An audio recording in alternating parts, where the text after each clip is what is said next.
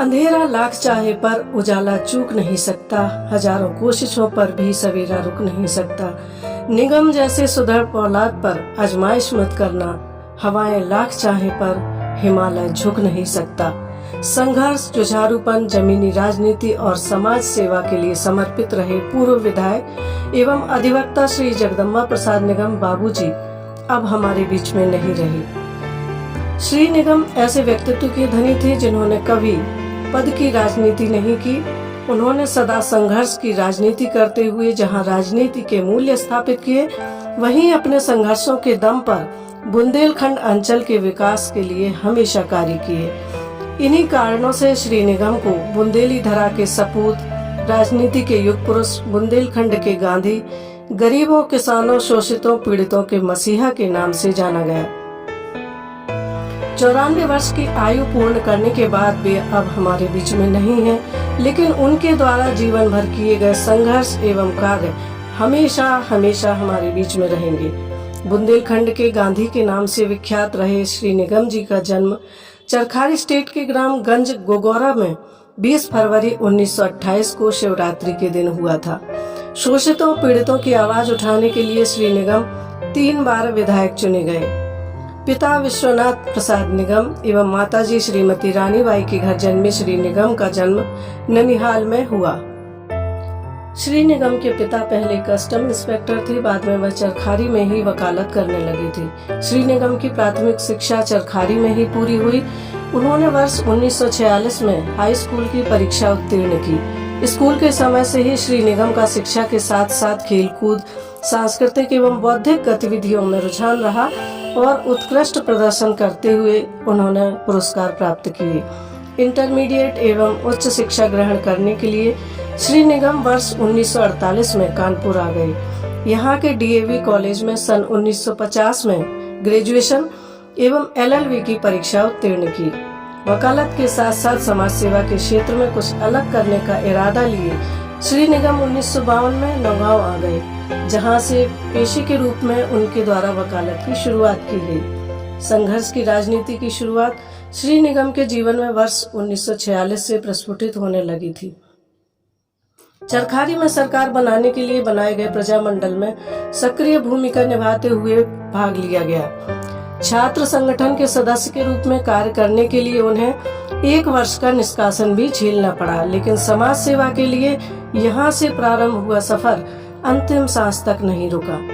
मध्य प्रदेश के गठन के बाद श्री निगम 1955 और 56 में छतरपुर आ गए, जहाँ जिला न्यायालय में उनके द्वारा वकालत की शुरुआत की गई एवं फौजदारी मामलों के लिए स्थापित वकीलों में उन्होंने ख्याति हासिल की।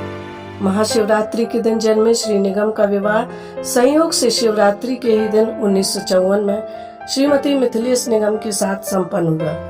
कालांतर में आपको 3 पुत्रियां मृदुला, रेणुका एवं स्मिता की प्राप्ति हुई। श्री निगम द्वारा सामंतवाद का हमेशा विरोध किया गया। इस क्षेत्र में उस समय सामंतशाही चरम सीमा पर थी। लोग अन्याय एवं अत्याचार से परेशान थे और उन्होंने सामंतवाद के खिलाफ संघर्ष करने का संकल्प लिया। वर्ष 1953 में नौगांव 6 चिकित्सालय स्थान निर्धारण को लेकर किए गए आंदोलन से लेकर अंतिम सांस तक श्री निगम का संघर्ष किसी न किसी रूप में चलता रहा। संघर्ष के सफर में श्री निगम को कई बार जेल जाना पड़ा, यातनाएं भी झेलनी पड़ी, लेकिन उन्होंने संघर्ष से कभी मुंह नहीं मोड़ा। सन 1975 में तत्कालीन कांग्रेस सरकार द्वारा आपातकाल घोषित किया गया था। तब जयप्रकाश नारायण द्वारा आपातकाल के विरोध में चलाए गए आंदोलन में सक्रिय भूमिका निभाने के कारण 19 माह तक श्री निगम को जेल में रहना पड़ा। सन 1977 से 1980, सन 1985 से 1990 एवं 1990 से 1992 तक 3 बार छतरपुर से विधायक रहे श्री निगम द्वारा क्षेत्र के विकास के लिए पुरजोर तरीके से विधानसभा में आवाज को उठाया गया। मध्य प्रदेश के बांधों के पानी को मध्य प्रदेश के लोगों को दिलाने के लिए भी उनके द्वारा संघर्ष किया गया, जिसमें उन्होंने महत्वपूर्ण सफलता हासिल की। गंगऊ एवं रनगुआ नदी का पानी उनके प्रयास से ही आज मध्य प्रदेश के वासियों को मिल पा रहा है। छात्र जीवन से प्रस्फुटित हुआ संघर्ष का सफर श्री निगम के अंतिम सांस तक किसी न किसी रूप में जारी रहा है। छतरपुर में मेडिकल कॉलेज की आवाज को बुलंद करने के प्रेरणा स्रोत भी श्री निगम ही रहे हैं। संघर्ष की राजनीति को समर्पित श्री निगम विधायक रहते हुए अपनी ही सरकार के विरोध में प्रदर्शन के लिए कई बार जेल गए, लेकिन उन्होंने कभी क्षेत्र के विकास एवं जागरूकता लाने के लिए संघर्ष से कभी पीछे मुड़कर नहीं देखा। आज छतरपुर जिले में विकास के जो पुष्प खिल रहे हैं वह कहीं न कहीं बाबूजी जैसे व्यक्तित्व द्वारा लगाए गए पौधों के प्रतिफल कही जाए तो अतिशयोक्ति नहीं होगी।